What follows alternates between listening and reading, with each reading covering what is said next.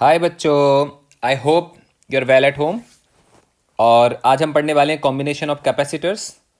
तो अभी तक हमने पढ़ा था कि कैपेसिटर कितने टाइप के होते हैं और कैपेसिटेंस कैसे निकालते हैं। आज हम पढ़ने वाले हैं कि कॉम्बिनेशन कैसे सॉल्व करा जाता है।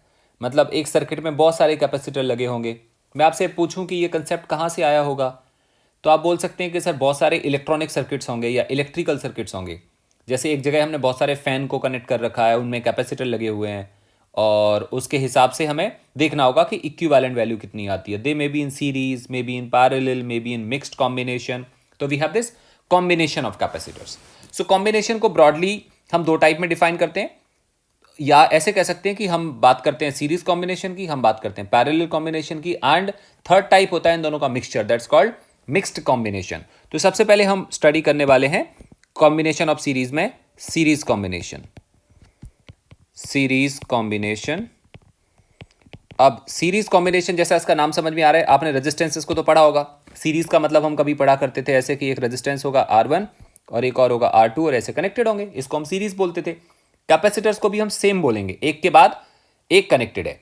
तो सीरीज कॉम्बिनेशन में हमने लिया, let's say we have two capacitors, एक कैपेसिटर ये है C1, एक और कैपेसिटर है C2।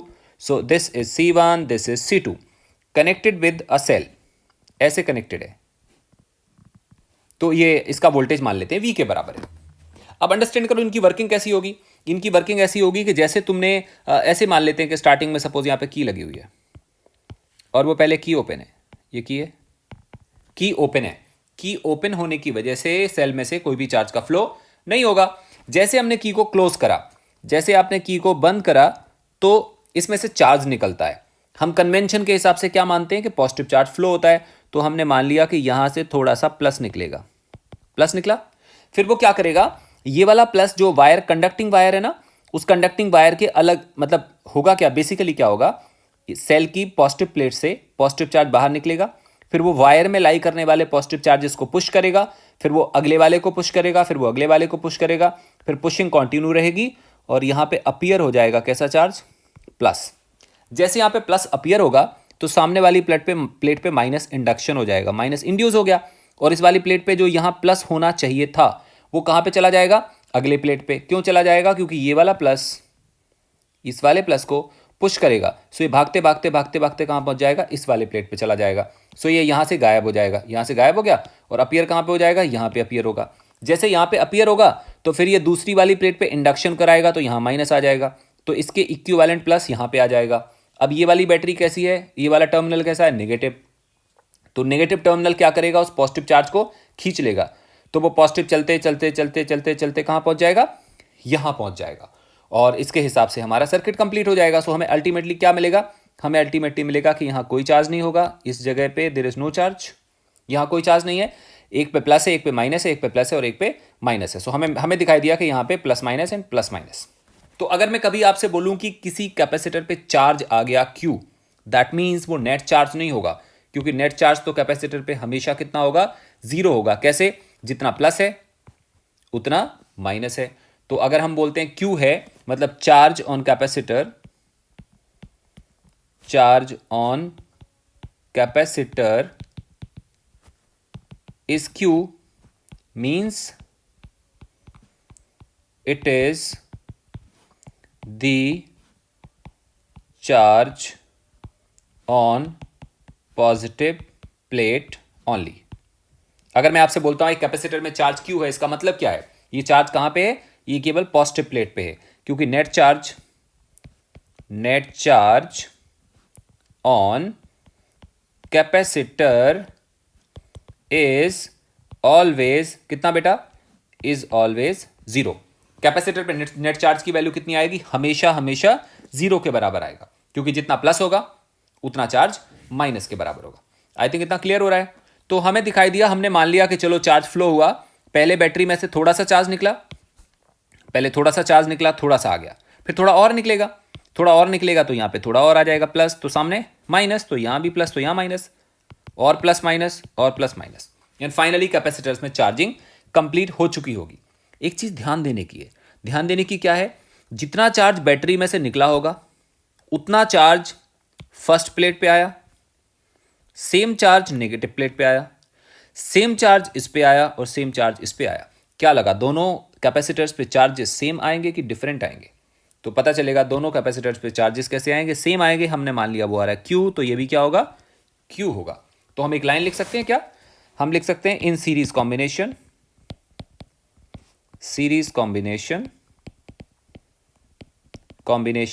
Same charge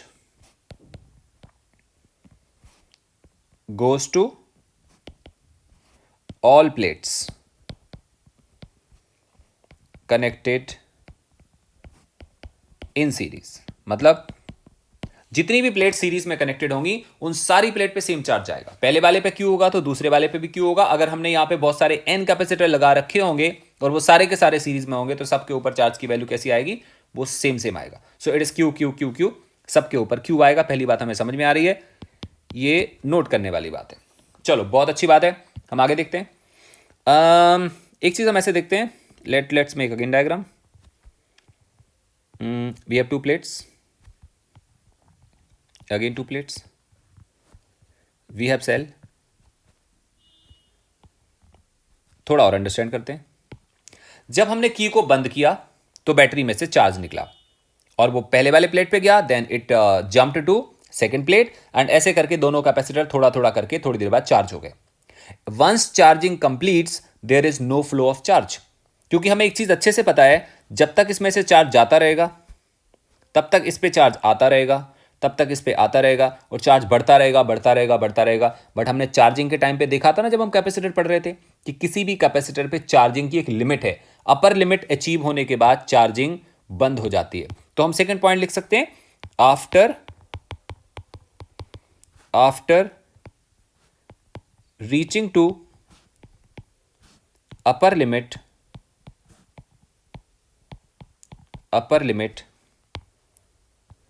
further charging stops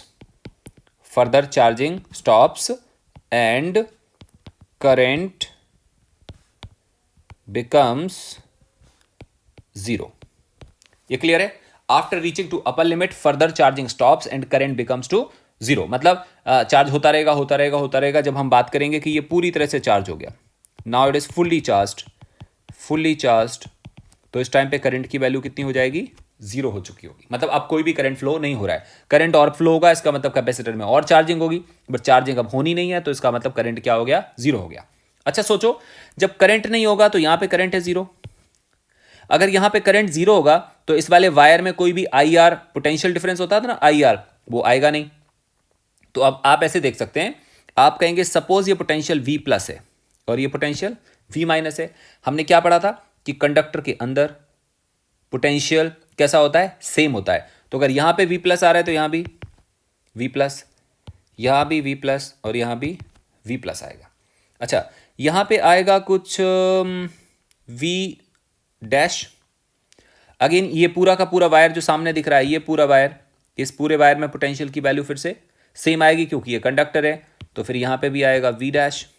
फिर क्या करते हैं फिर हम आगे चलते हैं, ये V' आ गया तो यहां पे V', या V' बोल सकते हैं या फिर हम V- बोल सकते हैं, ज़्यादा सही रहेगा। हम इसको बोल सकते हैं V-। तो यहाँ पे पोटेंशियल आएगा V-, तो फिर यहाँ भी V-, फिर यहाँ भी V-, और फिर यहाँ भी V-। ऐसे कुछ होगा। अंडरस्टैंड करो, मैं दोबारा समझाता हूँ।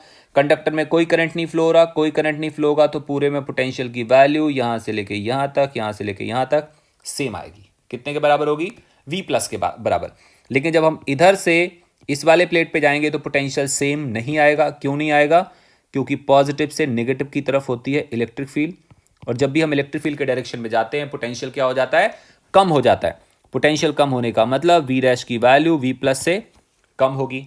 अगेन फिर से यहाँ पे इलेक्ट्रिक फील्ड है, दूसरी जगह भी तो इलेक्ट्रिक फील्ड है ना। In second diagram also there is electric field, potential again decreases का मतलब V' ज्यादा होगा और V- कम होगा। हम इसको ऐसे बना सकते हैं, ये ऐसे होगा। तो हम देख रहे हैं पॉजिटिव प्लेट पे पोटेंशियल ज्यादा है, आगे जाने पे वो कम हो गया। अगेन पॉजिटिव प्लेट पे ज्यादा है, आगे जाने पे दोबारा से वो कम हो गया। क्लियर हुआ? अच्छा, एक और चीज हमें समझ में आती है कि अगर पहले वाले कैपेसिटर के अक्रॉस पोटेंशियल डिफरेंस ΔV हो और ΔV1 हो, दूसरे में ΔV2 हो। मैं आपको दिखाता हूं थोड़ा सा। वी मेक डायग्राम ऐसे कुछ, एक बार डायग्राम फिर बनाते हैं, समझना आसान हो जाएगा। ऐसे कुछ, ये v प्लस है, ये v प्लस है, ये v डैश हो गया था। तो जब हम यहाँ से यहाँ तक जाते हैं, मतलब इधर जा रहे हैं, तो पोटेंशियल में आएगा डिक्रीमेंट। मान लेते हैं कि हम पहले हमारा पोटेंशियल था सबसे ज़्यादा, दैट वाज v प्लस। इस वाले लाइन पे हम पोटेंशियल दिखा देते हैं। पहले पोटेंशियल सबसे ज़्यादा था, कौन सी वाली प्लेट पे था? इस वाले प्लेट पे। फिर हम जब अगले प्लेट पे जाते हैं तो पोटेंशियल क्या हो जाता है? कम होता है। और हम चले गए अगले प्लेट पे। ये बेसिकली पोटेंशियल वर्सेस डिस्टेंस में ग्राफ प्लॉट कर रहे हैं। हम पहुंच गए सेकंड प्लेट पे, और अब पोटेंशियल कितना हो गया? अब पोटेंशियल हो गया वी डैश। फिर हम गए थर्ड प्लेट पे, अभी तक पोटेंशियल में कोई चेंज नहीं आया। ध्यान से समझो, ये फर्स्ट प्लेट है, ये सेकंड प्लेट है। अब हम पहुंच गए थर्ड प्लेट पे। जब हम सेकंड से थर्ड पे जाते हैं पोटेंशियल में कोई चेंज नहीं आया। ये थर्ड प्लेट है। फिर हम पहुंच गए फोर्थ प्लेट पे। फोर्थ प्लेट पे पोटेंशियल फिर कम हो गया, और हम कहाँ पे आ गए? हम यहाँ पे आ गए। कौन सी प्लेट है? फोर्थ प्लेट है। और अब पोटेंशियल कितना हो गया? अब पोटेंशियल हो गया v माइनस। सो बेसिकली हम किस पोटेंशियल से चले थे? We started moving from v plus potential.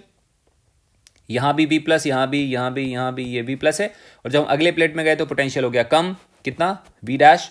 फिर हम अगले प्लेट पे गए, पोटेंशियल में कोई चेंज नहीं आया। जब हम फोर्थ प्लेट पे गए, फोर्थ प्लेट पे, तो पोटेंशियल हो गया। इसका मतलब टोटल चेंज इन पोटेंशियल कितना आता है? टोटल चेंज इन पोटेंशियल आता है, अगर हम इसको बोलते हैं डेल्टा v1 और इसको बोलते हैं डेल्टा v2 और इसको बोलते हैं v, तो v का मतलब क्या था? v का मतलब था v plus minus v minus. दिख रहा है ना इसके बीच में जो पोटेंशियल डिफरेंस था, that was v plus minus v minus, and that is same v plus minus v minus. अगर हम यहाँ से निकालें इधर से, ये क्या चीज़ है? ये है v plus minus v minus, और वो कितने के बराबर आएगा? वो आएगा delta v1 plus delta v2। तो अगर हम इसको लिखेंगे तो हम लिख सकते हैं this is equal to what? Delta v1 plus delta v2।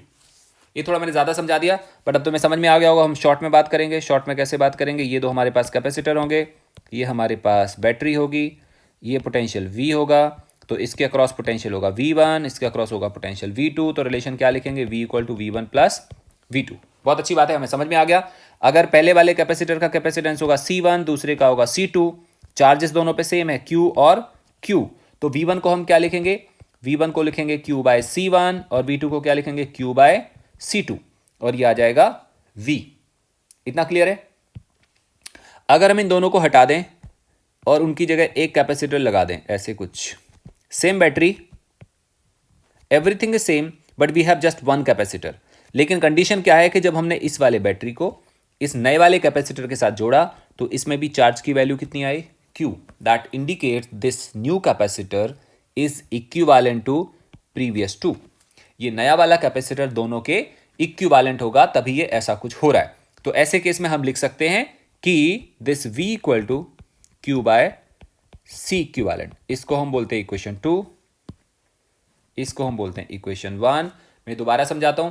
जब हमने दोनों कैपेसिटर को अलग अलग सॉल्व करा, तो हमें ये रिलेशन मिला, ये रिलेशन मिला। अब हम क्या बोलेंगे कि हम दोनों को हटा देते हैं। Now we remove both and we connect only one, but only one is effective enough to store same amount of charge as both were storing. वो दोनों मिलके जितना चार्ज स्टोर कर रहे थे, ये अकेला उतना चार्ज स्टोर कर रहा है। इसका मतलब this capacitor is equivalent to previous two, इसलिए हमने इसको क्या नाम दे दिया? C equivalent. और जब इसका रिलेशन निकालेंगे तो क्या आएगा? इसके बराबर आएगा। अगर हम 1 और 2 को ध्यान से देखें, 1 एंड 2 को ध्यान से देखें, तो रिलेशन क्या आएगा? रिलेशन आएगा Q upon C equivalent equal to Q by C1 plus Q by C2। यहां से रिलेशन आएगा 1 upon C equivalent is equal to 1 by C1 plus 1 by C2। ये क्लियर है आपको? This is called series combination. मतलब capacitors के reciprocal का sum, capacitors के रेसिप्रोकल का जब सम करेंगे तो वो इक्विवेलेंट कैपेसिटर का रेसिप्रोकल आएगा। ऐसा करेंगे तो हमारे पास इक्विवेलेंट कैपेसिटेंस कैलकुलेट हो जाएगा। अगर हमारे पास n कैपेसिटर हो, there are n capacitors in series, ऐसा कुछ हो कि हमारे पास n कैपेसिटर्स हैं, वो किस में कनेक्टेड हैं, सीरीज में, तो हम क्या लिखेंगे 1/c equivalent equal to sigma 1/ci i equal to 1 to n। इस कंसेप्ट को समझो। इसका मतलब होगा i की वैल्यू 1 से लेके n तक प्लेस करना है। पहले 1 प्लेस करोगे तो 1/c1 आएगा, plus 1/c2 plus 1/c3 plus 1/c4 up to 1/cn। यहां से निकलेगा हमारा c इक्विवेलेंट। आई होप आपको क्लियर हो गया। एग्जाम्पल कोई हमसे बोलता है कि हमारे पास कुछ कैपेसिटर्स हैं ऐसे, कुछ ऐसे, इसका कैपेसिटेंस है 1 microfarad, this is half microfarad, this is 1/4 microfarad, this is 1/8 microfarad, this is 1/16 microfarad. And someone says कि इसको हम बोलते हैं ए, इसको बोलते हैं B, and someone says find C A B. C A B का क्या मतलब हुआ, ए और बी के बीच में हमें इक्विवेलेंट कैपेसिटेंस फाइंड करना है। तुम क्या बोलोगे, सीरीज में कनेक्टेड है कि पैरेलल में? सीरीज में कनेक्टेड है, तो हमारे पास रिलेशन क्या आएगा 1/c a b is equal to 1/1 plus 1 by क्या बोलेंगे हम 1/1/2, yes no, plus 1/1/4 plus 1/1/8 plus 1/1/16। अगर इनको इन्वर्स करेंगे तो क्या रिलेशन आएगा, इन्वर्स करेंगे तो रिलेशन आएगा this 1/c equivalent is equal to 1 plus 2 plus 4 plus 8 plus 16।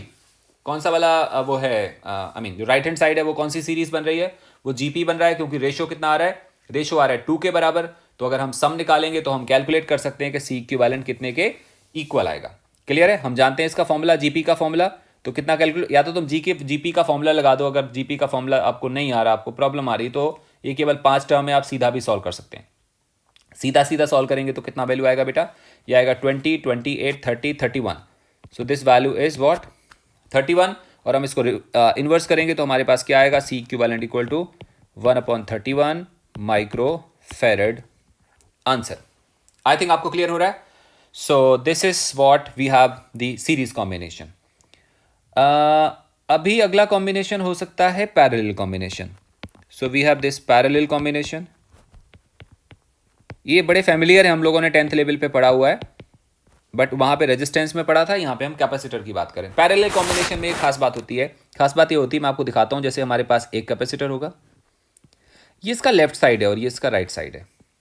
इसी तरह से एक और कैपेसिटर है, ये इसका लेफ्ट साइड है और ये लेफ्ट साइड है और ये दूसरा वाला राइट साइड है। सपोज करते हैं कैपेसिटर है C1 और ये C2।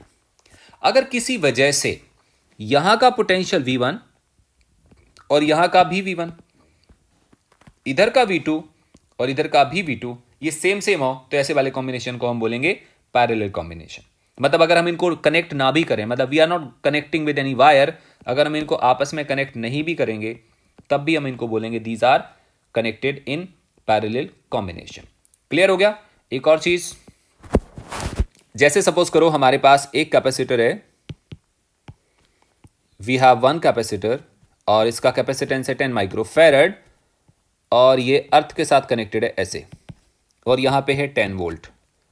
We have another capacitor, let's say it is 20 microfarad और ये भी अर्थ के साथ कनेक्टेड है और यहां भी है 10 वोल्ट। कोई हमसे बोले कि किस कॉम्बिनेशन में है, तो तुम क्या बोलोगे, तुम बोलोगे these are in parallel combination. कोई तुमसे बोले इनके बीच में पोटेंशियल डिफरेंस कितना आ रहा है दोनों के बीच में, तो आंसर आएगा पोटेंशियल डिफरेंस आ रहा है 10 - 0 दैट इज 10 वोल्ट। मतलब दोनों के बीच में पोटेंशियल डिफरेंस 10 वोल्ट आ रहा है। डायरेक्टली कनेक्टेड हमें फील नहीं हो रहे हैं, but still they are in parallel combination. ऐसे भी हो सकता है कई बार कोई तुमसे बोलेगा कि सर ये कैपेसिटर है 10 माइक्रोफेरेड, यहां पे है 20 वोल्ट और यहां पे है 10 वोल्ट। एक और हमारे पास कैपेसिटर है and that is something 20 microfarad, same ऊपर वाला केस ले रहे हैं हम लोग।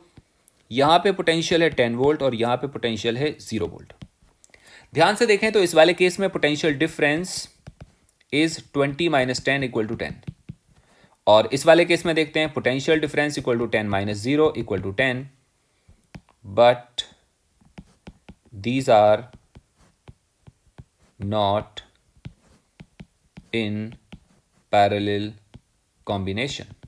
मतलब दोनों का पोटेंशियल डिफरेंस सेम है, ध्यान रखना, दोनों का पोटेंशियल डिफरेंस सेम है। ऊपर वाले का पोटेंशियल डिफरेंस कितना आ रहा है, 10 आ रहा है, नीचे वाले का 10 आ रहा है, लेकिन दोनों के इंडिविजुअल साइड्स के पोटेंशियल सेम नहीं है। मैंडेटरी कंडीशन क्या है? मैंडेटरी कंडीशन ये है कि जितना इधर का पोटेंशियल बेटा उतना यहां का पोटेंशियल होना चाहिए। अगर ये दोनों सेम नहीं आ रहे हैं तो ये पैरेलल कॉम्बिनेशन में नहीं होगा, ऑल्दो इनके बीच में पोटेंशियल डिफरेंस की वैल्यू सेम आ रही है। बहुत अच्छी बात है। तो अभी हम देखते हैं कि अगर हमने इनको आपस में जोड़ना है, मतलब हमारे पास दो कैपेसिटर हैं, again we have C1 and we have C2 and these are connected with a cell, तो ये पैरेलल में कब कहलाएंगे? These will be called in parallel अगर इनका कॉम्बिनेशन ऐसे होगा एंड सेल कुछ ऐसे कनेक्टेड होगा, like this. This will be called as in parallel combination. Reason behind कि तुम ध्यान से देखो, यहां का प्लस पोटेंशियल होगा। मैंने तुमसे क्या बोला था, जब कैपेसिटर की पूरी चार्जिंग हो जाएगी तो सर्किट में कोई भी करंट का फ्लो नहीं होगा। सर्किट में किसी करंट का फ्लो ना होने का मतलब हुआ यहां का पोटेंशियल और यहां का पोटेंशियल सेम होगा। कारण है हमें अच्छे से मालूम है, जितना यहां का पोटेंशियल है यहां का same same same same same same same same and same. I think clear. उसके बाद लुक एट दिस, अगर यहां का पोटेंशियल माइनस होगा तो फिर हम सेम बात करते हैं, अगेन यहां का potential same same same same same same, so यहां का पोटेंशियल भी कितना आएगा? V माइनस, और यहां का भी आएगा V माइनस। तो अब हम बात कर सकते हैं कि potential difference of cell, potential difference of cell क्या आएगा? V plus minus V minus equal to क्या? V। And potential difference of C1 is also कितना? V plus minus V minus is equal to V, and potential difference of C2 is also V plus minus V minus is equal to. इसका मतलब सबका potential difference कैसा आ रहा है? Same same आ रहा है।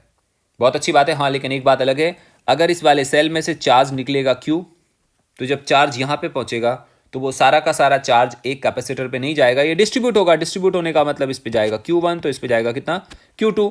And relation क्या आएगा? Q is equal to what? Q1 plus Q2। ऐसा रिलेशन आएगा कि Q equal to Q1 plus Q2। बहुत अच्छी बात है। पोटेंशियल सबका सेम है, तो अगर हमसे बात करी जाए कि Q1 कितना होगा तो हम बोलेंगे कि दिस C1V प्लस दूसरे वाले कैपेसिटर की बात करें तो आएगा C2 into V and this is Q। Equivalent का मतलब क्या होता है? अगर हम इन दोनों कैपेसिटर को हटा दें और दोनों की जगह एक लगा दें, be place just one, keeping in mind कि ये अकेला कैपेसिटर वही पर्पस सॉल्व करेगा जो वो मिलके कर रहे थे। ये दोनों कैपेसिटर मिलके बैटरी में से कितना चार्ज पुल कर रहे थे? Q। ये अकेला कितना चार्ज पुल करना चाहिए?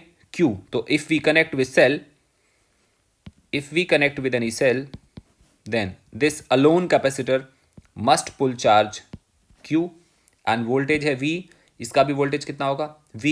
तो रिलेशन क्या आएगा यहाँ पे? Q equal to C equivalent into V, और ये इसको हम बोलते हैं इक्वेशन 1, इसको बोलते हैं इक्वेशन 2। अगर हम दोनों इक्वेशन को ध्यान से देखते हैं तो रिलेशन क्या आ रहा है हमारे पास? From 1 and 2। अगर हम दोनों को रिलेट करते हैं then we get relation C equivalent is equal to C1 plus C2। This is our relation for C equivalent. I think clear है। सिमिलरली अगर हम n सेल की, n कैपेसिटर की बात कर रहे हो, there are n capacitor, there are n capacitors. अगर n कैपेसिटर्स होंगे तो C कितना आएगा? तो C इक्विवेलेंट आएगा कितना? C1 plus C2 plus C3 plus up to how much? Cn, या हम इसी को बोल सकते हैं sigma I equal to 1 to n Ci। This is C equivalent किस कॉम्बिनेशन में? पैरेलल कॉम्बिनेशन में। तो सीरीज में रेसिप्रोकल आ रहा था और पैरेलल में स्ट्रेट सीधा सीधा आ रहा है, और इसको हम बोल रहे हैं C इक्विवेलेंट। आई होप यहां तक क्लियर है। तो हम बात कर रहे थे अभी सीरीज पैरेलल की। तो सीरीज पैरेलल पे बेस्ड डायरेक्ट क्वेश्चन बहुत बार नहीं आते, बिकॉज इसमें ज्यादा क्वेश्चन बनते भी नहीं है। क्वेश्चन आएंगे तो मिक्स्ड कॉम्बिनेशन पे आएंगे। मिक्स्ड कॉम्बिनेशन में क्या होगा? कुछ सीरीज में होंगे, कुछ पैरेलल में। कॉम्बिनेशन में बहुत सारे वेरिएशन हो सकते हैं। जैसे मैं आपको एक एग्जांपल कराता हूँ। सपोज करो हमारे पास एक कैपेसिटर है यहाँ पे और एक यहाँ पे है, और उसके बाद ये सर्किट आगे जाता है, एक मिडिल में, एक फिर आगे है, फिर एक मिडिल में, एक फिर आगे है, फिर एक मिडिल में है, और ऐसे करके हमारे पास कैपेसिटर कनेक्टेड है। एंड फाइनली एक और कैपेसिटर है सपोज करो, एंड यहां पे कोई पॉइंट लिखे हैं, इनको हम मान लेते हैं पी और क्यू। इनको हमने मान लिया पी और क्यू। अच्छा, इनकी वैल्यूज ले लेते हैं कुछ भी। Let's say 4 microfarad, all are in microfarad. 4, this is 2, this is 4, this is 2, this is 4, this is 2 and this 4। कोई आपसे कहता है कि calculate find, somebody says find CPQ। CPQ का मतलब हुआ हमें P और Q के बीच में कैपेसिटेंस कैलकुलेट करना है, इक्विवेलेंट। अब देखो, अगर हम ध्यान से देखें तो इसके और इसके बीच में कोई रिलेशन नहीं है। कोई रिलेशन ना होने का मतलब हुआ कि अगर हम सेल को कनेक्ट करेंगे, लेट्स से हमने सेल को कनेक्ट करा हुआ है यहाँ पे, मतलब ये सेल का प्लस है और ये सेल का माइनस है, हमने ऐसे जोड़ दिया, मान लो हाइपोथेटिकली हमने जोड़ दिया। तो P में से जितना भी चार्ज निकलेगा, मतलब अगर हमने P और Q के बीच में हाइपोथेटिकल सेल कनेक्ट कर दिया, तो यहां से जितना भी चार्ज निकलेगा वो चार्ज यहां पे पहुंचेगा, वो सेम चार्ज इस पे नहीं जाएगा। इसका मतलब ये वाला 4 और ये वाला 4 सीरीज में नहीं होंगे, ना ये पैरेलल में होंगे। सिमिलरली इसका पूरा चार्ज यहां भी नहीं जाएगा। इसका मतलब 4 और 2 भी ना सीरीज में होंगे ना पैरेलल में होंगे, मतलब कुछ भी समझ में नहीं आ रहा। इसलिए ऐसे वाले प्रॉब्लम को हम यहां से P और Q से स्टार्ट नहीं करते, हम यहां से स्टार्ट करते हैं। ध्यान से देखो, ये दोनों हमेशा सीरीज में होंगे। रीजन, सपोज करो कि इस वाले साइड में जितना भी चार्ज आएगा, मान लेते हैं कि यहां से Q चार्ज आएगा, तो इसमें भी कितना गया होगा, इसमें भी Q गया होगा। इसका मतलब ये वाला 4 और दूसरा वाला 4, ये दोनों 4 किस कॉम्बिनेशन में होंगे, सीरीज में होंगे। इनका जो इक्विवेलेंट आएगा वो इसके साथ पैरेलल में होगा, एंड सो ऑन हम सॉल्व करेंगे तो हमारा आंसर कैलकुलेट आराम से हो जाएगा। तो एक काम करते हैं, सिंस बिगिनिंग है तो हम लोग थोड़ा थोड़ा इसको बहुत स्लो करते हैं, जिससे हमें चीज़ें आराम से समझ में आ जाएं। सो वी टेक कि अब हमें इसके सॉल्व करना है, तो हम क्या करेंगे, हम सबसे पहले इन दो को, ये दो है ना, सॉरी जो मैंने आपको बोला ये दो 4 और 4, इनको हम मानेंगे कि ये सीरीज में है। तो यस, सो इन 4 और 4 का इक्विवेलेंट आ जाएगा कितना, हमें मालूम है जब 4 और 4 सीरीज में होंगे तो इक्विवेलेंट आएगा 1/4 प्लस 1/4 इक्वल टू 1/c। मैं बात कर रहा हूं अभी इन दो की, दोनों के दोनों सीरीज में, तो इनका आंसर कितना आएगा 1/c1 प्लस 1/c2 ना। और अगर इसको हम सॉल्व कर रहे हैं तो आंसर आएगा ये कितने के बराबर बेटा, 1/2 के बराबर equal to c। So this c comes out 2 microfarad. ये ओवरऑल आंसर नहीं है, किसका आंसर है, ये केवल इन दो का है।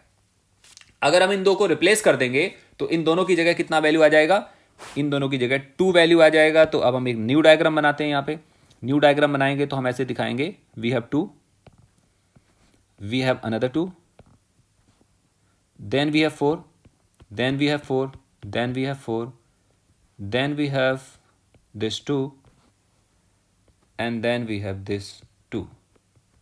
आपको समझ में आया, हमने इसको सिंप्लीफाई कर लिया, P and Q ये सेम है। किसको सिंप्लीफाई कर लिया, जो ये वाले दो थे ना, दिस 4 and 4, ये कितना बन गया, ये बन गया, और ये कितना आ गया होगा, ये आ गया 2 के बराबर। और व्हाट अबाउट दिस 2, ये अभी भी यहाँ पे देखो, ये रहा, ये वाला ये है, ये वाला ये है, बाकी सारी चीज़ें कैसी हैं, बाकी सारी चीज़ें सेम है। ये भी कितना हो गया 2, ये कितना है 4, ये 2, ये 4, ये 2 और ये 4। अब ध्यान से देखो, अब ये जो दो हमें दिख रहे हैं ना 2 और 2, these are in parallel combination. और अगर ये पैरेलल कॉम्बिनेशन में होंगे तो इनका आंसर कितना आएगा, इनका आंसर आएगा 4 के बराबर। क्लियर हो गया।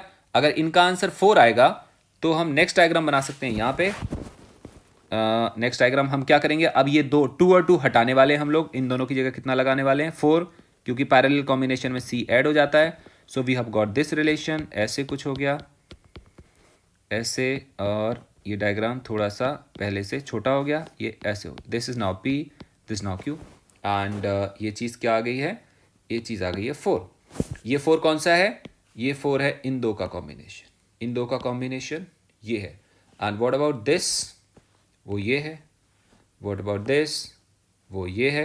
बाकी सब देखो, बाकी सारे के सारे रिपीटिशन में है, जैसे पहले थे वैसे अभी भी हैं। तो हमारे पास आ गया 4, this is 4, this is 2, this is 4, this is 4 and this 2। Perfect. अगर हम इन दो 4 की बात करते हैं, इस 4 की बात करते हैं, अगेन ये कितना आएगा, 4 का कॉम्बिनेशन कितना आएगा, फिर से 2 आएगा। वो 2 इसके साथ किस कॉम्बिनेशन में होगा, पैरेलल में। आंसर कितना आएगा, 4 आएगा। फिर जो 4 आएगा वो इस 4 के साथ किस कॉम्बिनेशन में होगा, सीरीज में। आंसर कितना आएगा, 2 आएगा। फिर वो 2 इसके साथ किस कॉम्बिनेशन में होगा, पैरेलल में। आंसर कितना आएगा, आंसर फिर से 4 आएगा, और फिर वो वाला 4 इसके साथ किस कॉम्बिनेशन में होगा, सीरीज में, आंसर कितना आएगा दोबारा से 2 आएगा। सो इस वाले कॉम्बिनेशन का इक्विवेलेंट आंसर बेटा कितने के बराबर आएगा, 2 के बराबर आएगा। मुझे लगा आपको क्लियर हो गया होगा। So we can say that C equivalent is equal to 2 microfarad. आपको 1 बाय 1 सॉल्व करना पड़ेगा, आप एक एक सॉल्व करते रहेंगे तो आपसे आंसर कैलकुलेट होता रहेगा। परफेक्ट हो गया, बहुत सही बात है। ये हम बात कर रहे हैं मिक्स्ड कॉम्बिनेशन की। अगर हम फिर से कोई और केस लेके चलते हैं, लेट अस अज्यूम कि मैं आपको ऐसे कुछ कराता हूँ। हमारे पास एक बैटरी है, हमारे पास एक कैपेसिटर है, we have one more capacitor and ये battery, and we have one more capacitor. Suppose कर लेते हैं कि इनकी वैल्यू है 2 and 2 microfarad. Microfarad, this is also microfarad, और यहाँ पे वैल्यू आ रही है 8 माइक्रोफेरेड, और यहाँ वैल्यू आ रही है 12 वोल्ट। ऐसा हम मान लेते हैं। क्लियर? और कोई तुमसे कहता है कि ऐसे कोई बोल देता है कि find charge in 8 microfarad and 2 microfarad. क्या निकालना है हमने? Charge in 8 microfarad and 2 microfarad. देखो, अगर हमें 8 माइक्रोफेरेड में चार्ज कैलकुलेट करना है ना यहाँ पे, तो सबसे पहले ये देखना पड़ेगा कि बैटरी में से कितना चार्ज निकला, क्योंकि बैटरी में से जितना चार्ज निकलेगा वो सारा का सारा चार्ज इसमें से पास करेगा। अब वो जो इसमें से पास करेगा वो चार्ज आगे बढ़ जाएगा। मैंने आपको समझाया था चार्ज रुकता नहीं है। चार्ज में क्या होता है? इंडक्शन होता है। चार्ज पहले फर्स्ट प्लेट पे आता है, सेकंड प्लेट पे इंडक्शन होता है, और इक्विवेलेंट चार्ज आगे चला जाता है। तो जितना चार्ज इस पे आएगा वो चार्ज यहाँ आगे चला जाएगा। फिर वो चार्ज डिवाइड हो जाएगा, हाफ चार्ज इस यहाँ से निकलेगा और हाफ यहाँ से निकलेगा, और दोनों के दोनों कंबाइन होकर कहाँ चले जाएंगे? आगे चले जाएंगे। इसका मतलब अगर 2 में कैलकुलेट करना है तो सबसे पहले 8 में कैलकुलेट करें। अब 8 में निकालने के लिए क्या करेंगे हम? तो सबसे पहले सॉल्व करना पड़ेगा सर्किट सॉल्व करोगे तो ध्यान से देखो ये किस कॉम्बिनेशन में, जल्दी से सोचो किस कॉम्बिनेशन में? ये पैरेलल कॉम्बिनेशन में। उसका कारण सिंपल है कि ये जो प्लेट है ना, ये प्लेट, इसका इधर वाला पोटेंशियल और इस वाली प्लेट का इधर वाला पोटेंशियल कैसा होगा? सेम होगा। और इनकी अदर साइड, मतलब इधर वाला पोटेंशियल और दूसरे वाले साइड का इधर वाला पोटेंशियल कैसा होगा? सेम होगा। तो अगर पोटेंशियल सेम होंगे तो ये किस कॉम्बिनेशन में आएंगे? पैरेलल में आएंगे। तो 2 और 2 पैरेलल में होंगे तो इक्विवेलेंट कितना आएगा? 4 आएगा। आप समझ रहे हैं? 2 और 2 पैरेलल में होंगे तो इक्विवेलेंट कितना आएगा? 4 आएगा। और ये डायग्राम कैसे बन जाएगा? डायग्राम सिंप्लीफाई होकर बनेगा कुछ ऐसे कि वी हैव दिस 8 माइक्रोफेरेड और उनका इक्विवेलेंट आएगा कितना? 4 microfarad, and both are connected in which combination? Series. तो अगर हम इन दोनों का सी इक्विवेलेंट कैलकुलेट करते हैं कि कितना आएगा, तो रिलेशन क्या आएगा? 1/c equivalent equal to 1/8 plus 1/4। 8 ऊपर कितना आएगा? 3, and this is 1/c equivalent. यहां से आएगा c equivalent equal to 8/3 microfarad. ये हमारे पास क्या निकल गया? c इक्विवेलेंट निकल गया। ये हमें v पता है, v कितना गिवन है? 12 के बराबर। तो अगर हमारे सर्किट का c हमें मालूम चल गया, v हमें दिया हुआ है, तो यहां से कितना चार्ज निकलेगा? q। And what is that q? That is c equivalent into v। And what is c equivalent? 8/3 multiply by how much? 12। सो उसके हिसाब से ये कितना आएगा? 32 माइक्रोकूलम। माइक्रो क्यों बोला मैंने? क्योंकि c किस में दिया हुआ है? ये वोल्ट में। अगर ये फेरेड में होता, फेरेड, और ये वोल्ट में होता तो ये कूलम में आता, बट ये माइक्रो फेरेड में है, इसलिए आंसर किस में आएगा? माइक्रो कूलम में आएगा। सो हमारे पास वैल्यू आ जा रही है 32 माइक्रो कूलम, जो चार्ज निकल रहा है इस वाले कैपेसिटर में से। अब यहां से जो भी चार्ज निकलेगा वो कहां पे जाएगा? यहां से जो भी चार्ज निकलेगा वो पहुंचेगा यहां पे, वो यहां पे पहुंचेगा तो यहां पे आएगा प्लस और यहां पे आएगा माइनस। क्लियर हो गया? तो इसका मतलब हुआ कि बैटरी में से जितना भी चार्ज निकलेगा वो सेम चार्ज इसके ऊपर आ जाएगा। बैटरी में से जितना भी चार्ज निकलेगा वो सारा का सारा चार्ज इसके ऊपर आ जाएगा। बच्चों, आपको समझ में आ गया? अगर इसके ऊपर सेम चार्ज आएगा तो हम क्या बोल सकते हैं? हम बोल सकते हैं कि ऐसे charge on 8 microfarad capacitor is 32 microcoulomb and charge on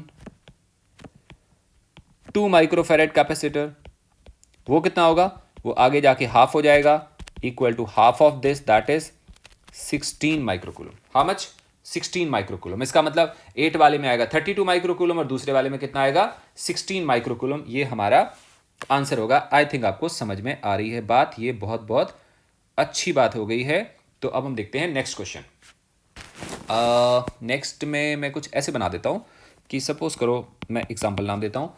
suppose करो हमारे पास है 5 माइक्रोफेरेड और हमारे पास है एक cell.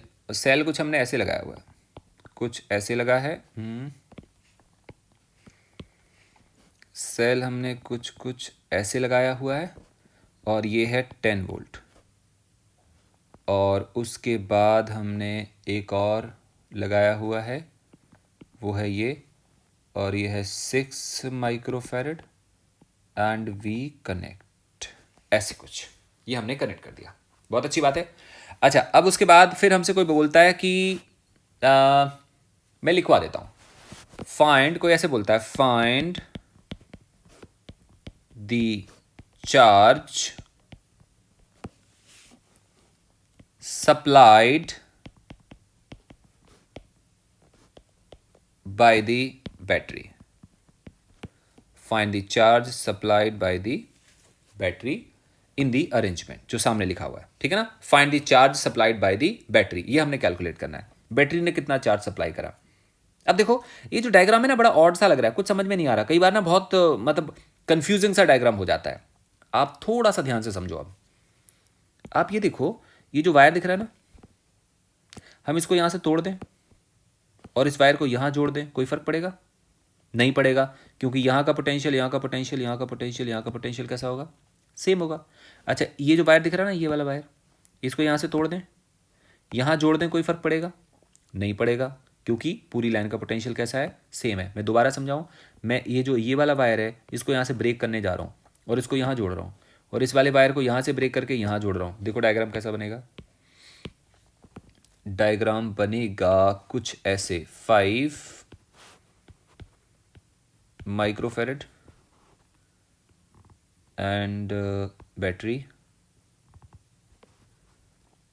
And 6 microfarad. yes, so this has become 6 microfarad and this is 5 volt. बेटा जी समझ में आया कि नहीं आया? देखो सर्किट में अब हम पढ़ने जा रहे हैं सर्किट, मतलब हम यहां भी पढ़ेंगे और हम बाद में पढ़ेंगे करंट इलेक्ट्रिसिटी में भी सर्किट्स पढ़ेंगे। हमने अपनी अंडरस्टैंडिंग को इस लेवल पे अपग्रेडेड करके रखना है कि हमें सर्किट देख के समझ में आ जाए। मैं आपको सच बताऊं, this right side diagram and left side diagram are ditto same, लेकिन अगर हम लेफ्ट वाले डायग्राम को ध्यान से देखेंगे तो ज्योमेट्रिकली ये बहुत बार दिमाग पे फिट नहीं बैठता कि हो क्या रहा है। जैसे मैंने बोला find the charge supplied by the battery, दिमाग खराब हो जाता है, सर हम कैसे कैलकुलेट करें, हमें नहीं समझ में आ रहा है। हाँ, लेकिन अगर हम इस वाले डायग्राम को देखें तो हमें बहुत कुछ क्लियर हो रहा होता है, हमें साफ साफ समझ में आता है कि यहाँ पे हो क्या रहा है। कैसे? ये सारा का सारा कॉम्बिनेशन पैरेलल में कनेक्टेड है।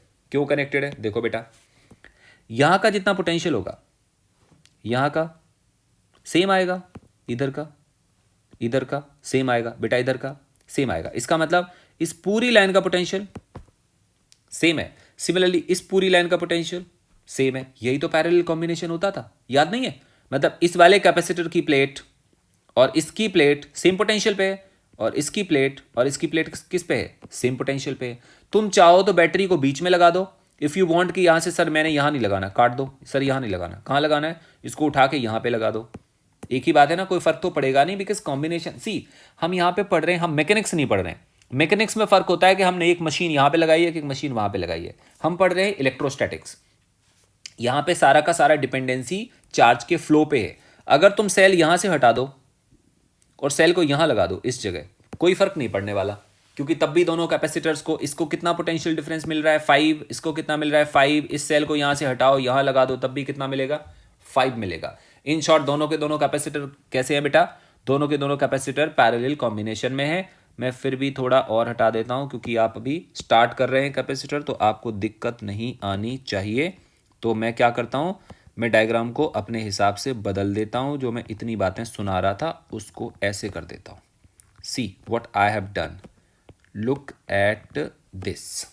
क्या कर दिया मैंने कर दिया बेटा, इधर 5 था, 6 पहले नीचे था ना, मैंने 6 को बीच में दिखा दिया और बैटरी को कहाँ पे लगा दिया, बैटरी को। अब थोड़ा सा कई बार ना कि सर पहले समझ में नहीं आ रहा था, अब तो आ रहा है ना। ये दोनों किस कॉम्बिनेशन में, ये दोनों किस में बेटा, पैरेलल में। तो एक बात बताओ, अगर पैरेलल में तो सी इक्विवेलेंट कितना आएगा, सी इक्विवेलेंट आएगा 11 माइक्रोफेरेड। कोई डाउट है आपको, पक्का डाउट नहीं है ना, बहुत अच्छी बात होगी। तो इसमें से कितना चार्ज निकलेगा, क्यू, एंड क्यू कितना होगा, क्यू होगा C equivalent to V, that is how much, 11 into 10 कितना हो गया, 110, 110 क्या, 110 माइक्रो कूलम। क्लियर बच्चा जी, हमारे पास यहाँ पे क्यू कैलकुलेट हो गया कि हमारी बैटरी में से कितना चार्ज निकला, जो कहाँ चला गया, दोनों कैपेसिटर्स के ऊपर एडहेयर हो गया, और ये हमारी वैल्यू आ गई। यही हमसे उसने पूछा था कि हमारी बैटरी में से कितना चार्ज निकल रहा है। आई एम होपफुल कि आपको ये समझ में आ गया होगा। अभी हमें बहुत कुछ पढ़ना है, पता, हम जैसे जैसे पढ़ते चले जाएंगे वैसे वैसे हमें कैपेसिटर्स के बारे में धीरे धीरे समझ में आना शुरू होगा। घबराने की ज़रूरत नहीं है, क्योंकि सर्किट है ना, ये परेशान करेगा। कई बार हम समझ नहीं पाते, अंडरस्टैंडिंग नहीं हो पाती, तो हम दिक्कत में आ जाते हैं।